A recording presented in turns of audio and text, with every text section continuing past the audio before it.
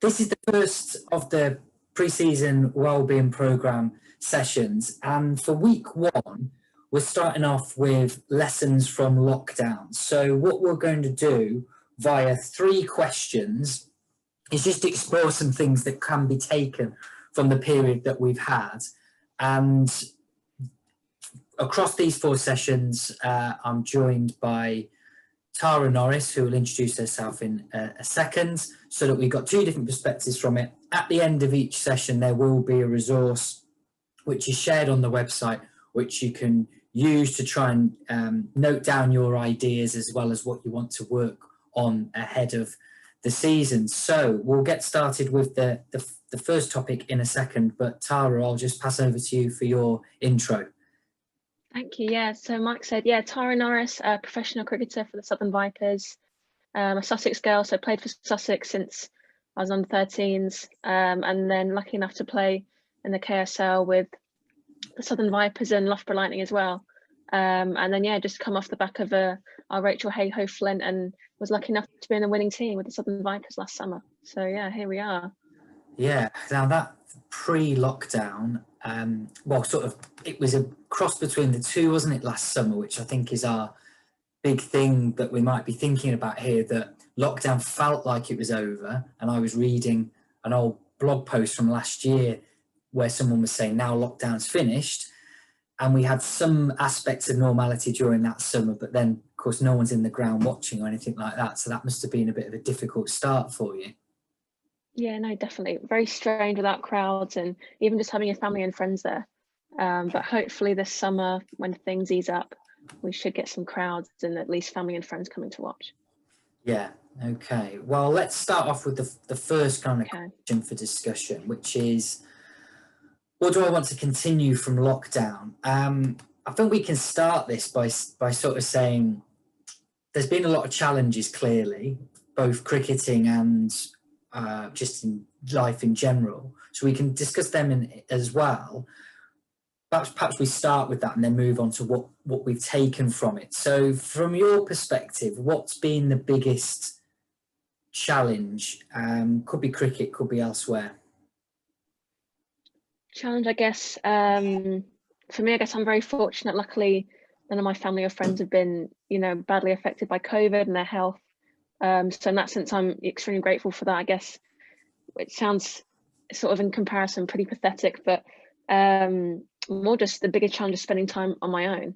I'm a massive extrovert, so I get all my energy from being with people. I love being around my teammates and things, and my friends and family. So I think not being able to see them outside of sort of these restrictions has been really difficult, and actually just being comfortable with being by myself and doing things on my own, and not seeing that as a negative, but seeing it as quite fulfilling and getting things out of it. So I think I've definitely got better at it, but it was certainly really challenging, especially this 3rd lockdown. I think 3 years into the new year, everyone had these plans and people were trying to set things and put things in the calendar.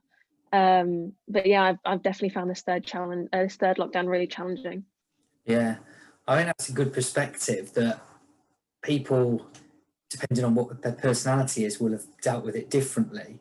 One of the things which I've detected and I've picked up when I spoke to people is from that other side to what you mentioned, in that people who are maybe a little bit more introverted or enjoy their own company, sometimes in society in general, if you're like that, you kind of sometimes have to make excuses for it because people expect you to be out there. So lockdown's given an opportunity for people to say, yeah, actually, this is sort of how I like to do it. Not saying that's across everything, but at certain times there can be that benefit within it. And I think for me, it had probably been, like yourself, I've missed some of the opportunities to interact with people, and not being able to go out and do any opening up sessions was pretty bad, really, because I've been looking forward to the Easter break, particularly, to get out and do some stuff. So it disrupts your rhythm, doesn't it, with that? We spoke the other week about the challenge in terms of training and so on. How's that been for you across those different lockdowns? Is that another case of it being harder this time round than it was around about this time last year? Yeah, well, this time last year, I mean, we weren't even sure if there would be cricket, if we would even have a season. So that sort of first initial shock was pretty strange, to be honest. Whereas this time around, you know, we're pretty certain we're going to get a full season in. We've got our fixtures released, which is really exciting. I think now it is, and I guess again with, you know, even apart from the pandemic, I think this is the block with a lot of athletes where it's almost just approaching that pre-season. The winter's getting a little bit dull and we want to be outside. So yeah, this sort of is the period where it's kind of you're putting your last bit in the tank really, and just trying to get yourself to the season. But yeah, I mean, in terms of sort of training and things, I mean, I haven't seen half of my teammates since finals day in September. We've had to train in little bubbles, and it's all quite individual training. So I've massively missed the social side of training and sort of being and interacting with my teammates for sure. But knowing, you know, in the long run that we should hopefully have a crowd and we should definitely have all our fixtures is really rewarding. So that's sort of what I keep trying to picture in the long run. Yeah, absolutely. I can see that. And I think anyone, whatever level people play the game at, probably thinking, like you just said there, you haven't seen your teammates since the end of the season. And I'm thinking now, yeah, the only time I've seen anyone I play with is by accident when I've been out for a walk or a run, and I might have seen them over the other side of the street and been, you know, like absolutely ecstatic to see, Yeah, you know, like waving and everything, when usually I might just nod, you know, be a bit more withdrawn with that. So what do you think with this first question that we're trying to get people to reflect on, what would you want to continue from lockdown? What's been the benefits that you found for your health and well-being? I think for me, being really mindful of sort of my good days and bad days. And I think even sort of this activity that we've got for the guys that are doing it, and actually like I'm a massive reflector. I reflect, you know, in terms of training and cricket and just general life. And I think I listened to a really good podcast actually by Matthew McConaughey, and I don't know if you've heard his or read his book, The Green Light, or heard of it. And he says we always reflect when things are going really bad in our lives, or when something, you know, we've had a bad training session, we always reflect, but we hardly ever reflect when things are going well. So then how do you expect to repeat that? And it's the same with cricket. You know, if you've had a really good game and you've scored runs or, you know, whatever, what have you done well? And can you specify that and actually reflect on it? And then, you know, okay, well, I need to score some runs again. What did I do when I had that really good game? Because we tend to reflect or write or journal or whatever it is when things are going bad. But actually, what was I like when I was at my best? What was I like when I was feeling my best? What was I like when I played and I scored or took that really amazing catch? And I think even just general reflection, which I've really had to do over the last few months, just to try and make sense of all this. And again, sort of look at the patterns when I've had good days and bad days, or, you know, not so good days. And just be really conscious of that and sort of refer back to that, because I think that this is like a, you know, a valuable life skill, not just in sport, but in life as well. So for that, definitely for me, keep reflecting when sport, in life in general, whether I'm, you know, it's a coaching session I've delivered, how did that go? What can I do better to improve? And I guess, yeah, for me, that's the biggest lesson I've taken out of this.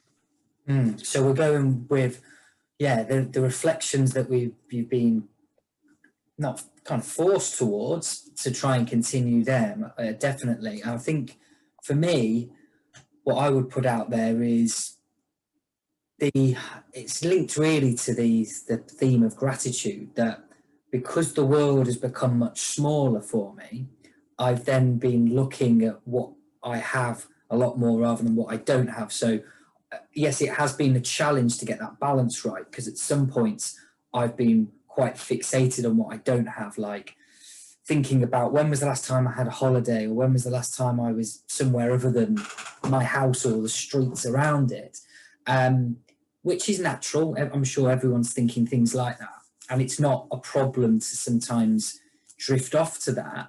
But what I've found I've done more and more is look within that, even just the physical environment, and say, I've always got this bookshelf behind me to make me look cleverer than I am. And on there's books which I've actually got around to reading because I've had that time, or there's been things at home that I've done because there's been the time. So for a lot of people, and one of the articles that we'll share after this is about the pace of life, which has changed for a lot of people, and getting more time.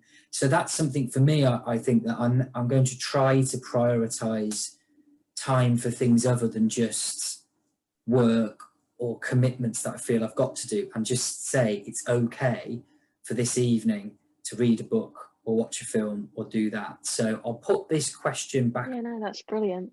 On the screen. Yeah, go on, sorry. No, it's so true. I mean, if you think about how much time we've gained within the week, you know, we're not commuting to and from work, we're not going to events, we're not having to wait in queues for things. We have got this it's almost a blessing, really, this excess time, which I don't know, people can see it as a good thing or a bad thing. But yeah, try and use that time as an opportunity to learn or do something for yourself, which you wouldn't have time to do. Which I know is easier said than done, because I'm definitely guilty of not doing that at times. But yeah, seeing that as a positive and trying to gain something from it, I guess. Yeah.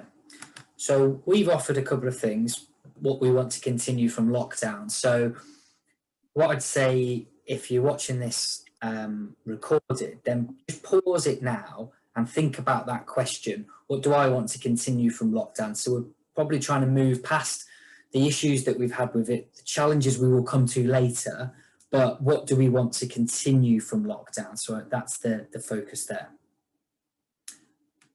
Now, the second question is, what am I going to prioritize for my well-being post-lockdown? And what I've spoken with clubs about recently is the 5 ways to well-being that exist and how we can achieve them through cricket. But at the moment, we're maybe struggling in some ways because we're lacking them.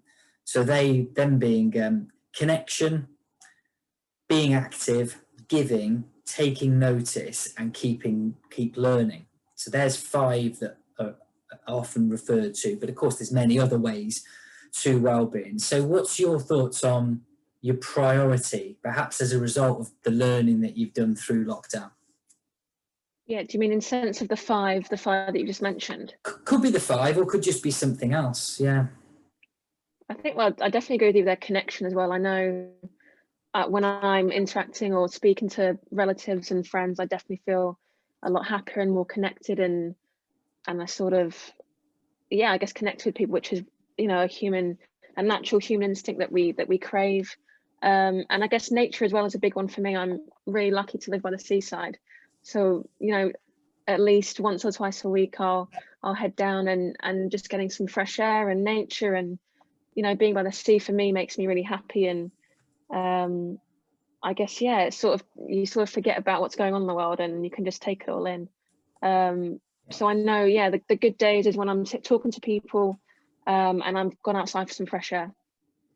Yeah, and I like that theme that, like you mentioned in the previous bit, about recognizing what happened in a good day, what happened in a bad day, and trying to push ourselves towards saying, well, a good day includes this, this, and this. So I think for me as well, connection is the one that's going to be has been my priority during lockdown, that I've tried to replicate as much as I can, the connection with people.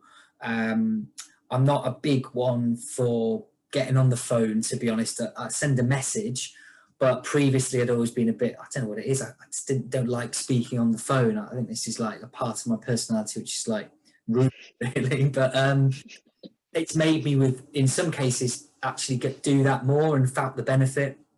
Video calling and stuff as well has become part of the course.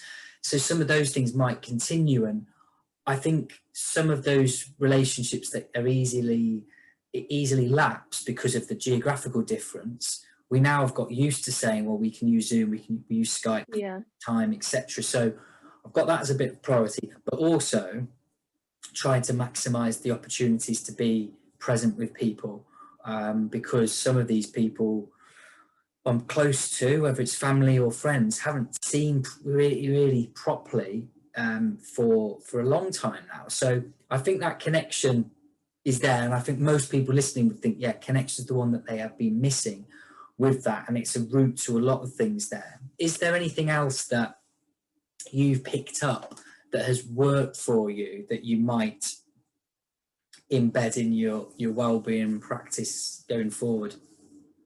I guess sort of lifestyle sort of behaviors, I guess. I know if things go wrong, or I'm not feeling so good in myself, if I can focus on almost like my basic physiological needs, like, well, am I eating enough? Am I eating good food?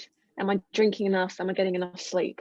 And if I know if I can focus on those three aspects for 48 hours, and sort of fill my body with good stuff, and not looking at screens, and getting a solid 9 hours sleep, then I tend to feel really good inside, and that will normally sort of translate into my day. So, and I mean, there are three basic things which we can all control easily. We can all, buy proper whole foods as well, make our plates nice and colourful, try and avoid juices and fizzy drinks and alcohol, and just stick to water. Or and again, sleep as well, which is something we can control. And it's easy to put something on Netflix and then the next episode carrying on until it's 11:30 at night and we're in bed. But just being a bit strict, even like I've started charging my phone downstairs, so I'm not looking at my phone, which honestly has made my sleep so much better. And that's three basic things which you can control easily, which I would thoroughly recommend. Yeah, and we're gonna look at those in some more detail in the next couple of weeks. But I think they're learnings or things we've learnt from lockdown. I've become really conscious of how much I use my phone. Some of that screen time has been necessary.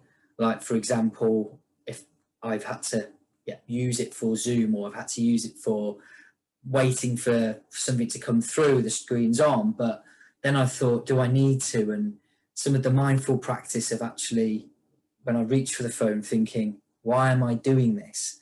And that conversation, I think a lot of people probably have it. And to begin with, it would be quite negative. I'd almost be getting annoyed with myself, saying, why am I doing this? But now it's more of just a gentle question, saying, why am I doing that? What am I trying to fill? Because we're often looking to fill time because we're used to being so busy, when just going for that phone, but then saying, well, I'll tell you what, if I leave that and have a minute where I don't do anything, it just helps settle things down a little bit. So, and I think lockdown has been something that's prompted that. So again, this is the question: what am I going to prioritize for my well-being post-lockdown? So I think what people can do here is, it might be something that I've mentioned or Tara's mentioned that strikes a chord, or it might be something else. And there will be in the links things that you can explore to help with that. So yeah, I'd pause it now and jot down some things that you're going to do with regards to that. I just think as well, with the amount of screen time that everyone's on, whether you're having lectures online or at school or teaching or your job, I just think the last thing you're going to want to do in your downtime is look at another screen. And can you find an alternative or something which is limited screen time, which has equal or the same sort of level of prioritizing and things, and actually how can I use that time better that doesn't necessarily involve a screen? And it could just be a trial and error thing, I guess. Definitely, yes. I think you can, if you're not careful, be on your screen pretty much all day. You break for lunch watching something on your phone or scrolling through something, back to the computer, and so on and so forth.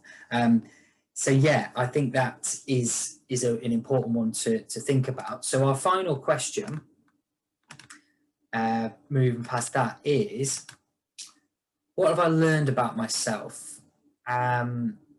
And this is in the area of well-being, although I'm going to ask you as well to think about, as a player or as a cricketer.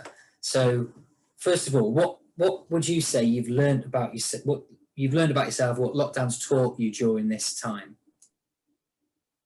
Definitely that I need to get better at my own company, for sure. That has been the biggest thing. And I guess translating that to cricket as well. I suppose for me, I'm a massive self-talk person. So I've actually noticed my sort of behavior at training and the way I speak to myself, and actually how I can use that to my advantage. And that's something which, if you think about it, when you're bowling at the crease, you're on your own essentially. And cricket is such an individual sport, although it's a team-based sport. So actually, how can you, I guess, sort of by being on your own and in your own thoughts, how can you manage those thoughts in a performance setting, which is sort of how I've perceived it. And you know, when I'm at training and I'm at the top of my mark, how can I control my thoughts and sort of reflect quickly in the moment and then go again? And I guess for me, that's been a massive learning curve, and it's something that I've actually been really conscious of when I probably haven't been. And I've noticed my self-talk is, you know, appalling. And I'm thinking, well, why am I saying this? You know, do you believe this? And actually, I've just been a lot more conscious of I guess the conversations in my head, which makes it sound a bit crazy, and I think the same, you can take that away whether you're in a sporting environment or at work or whatever. But yeah, just being conscious of that and actually trying to break down those thoughts and, okay, well, where's this coming from? And you know, you don't necessarily have to believe those thoughts and so forth.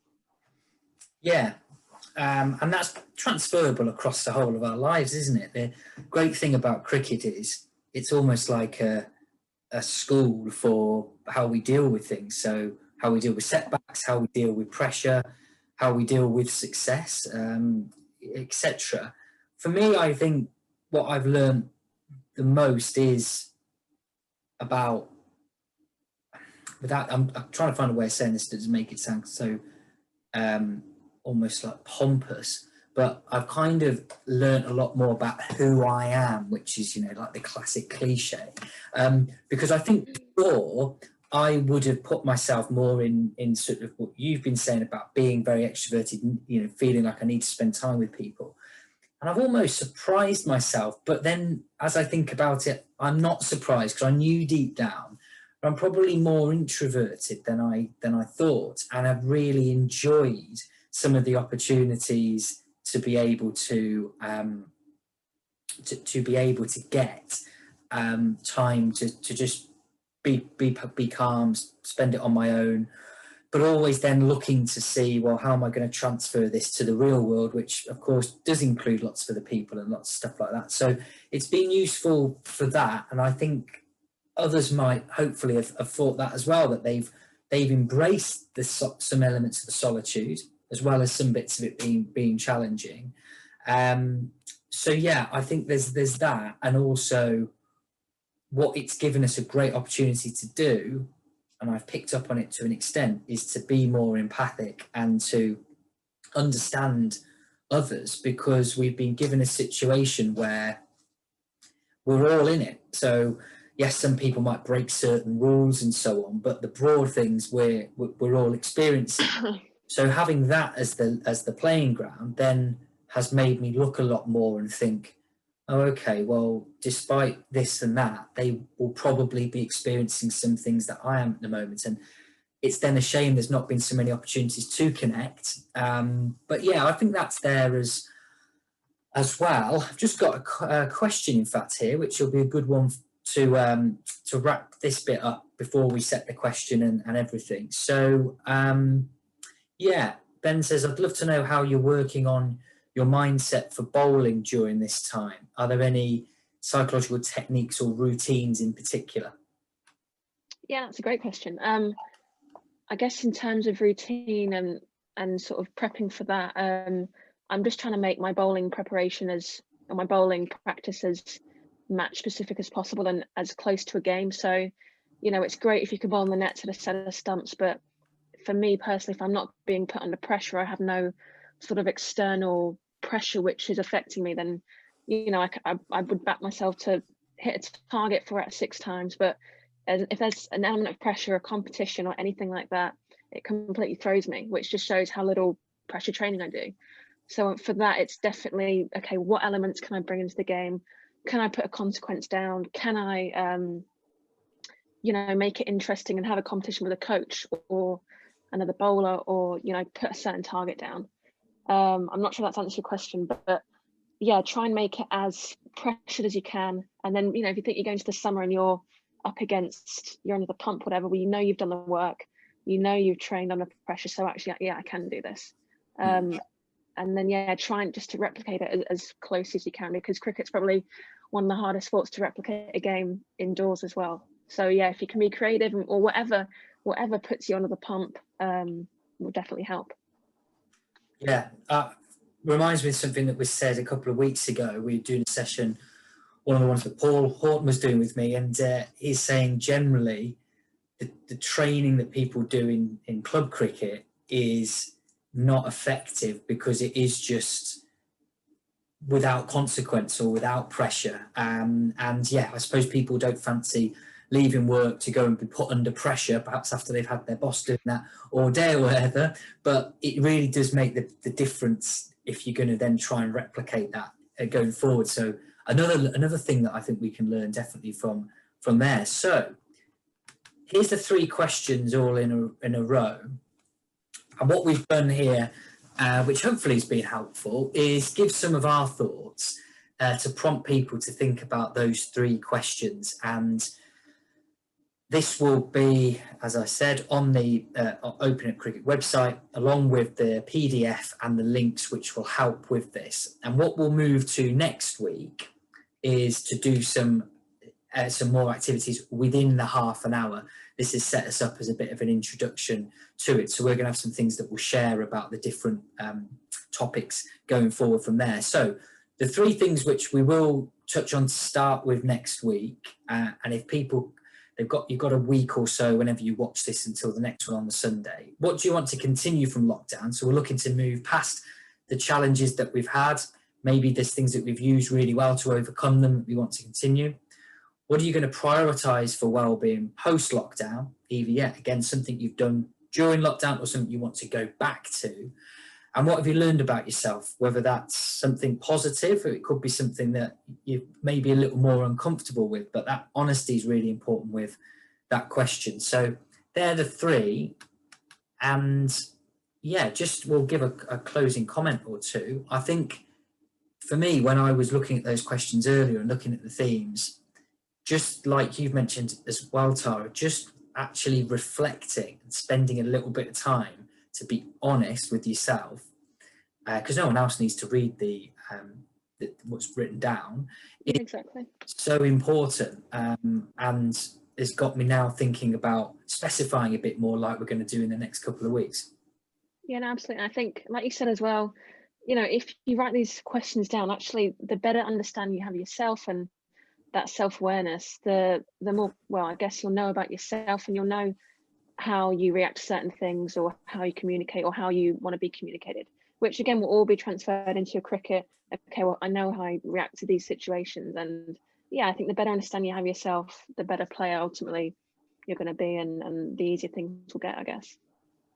Great. Okay, well, we'll call it time there, and next week I will master the technology to not send out multiple links, or maybe that was a little challenge, I don't know. So yeah, thank you, Tara, nice to see you, and we'll thanks very much. next week. Perfect, see you then.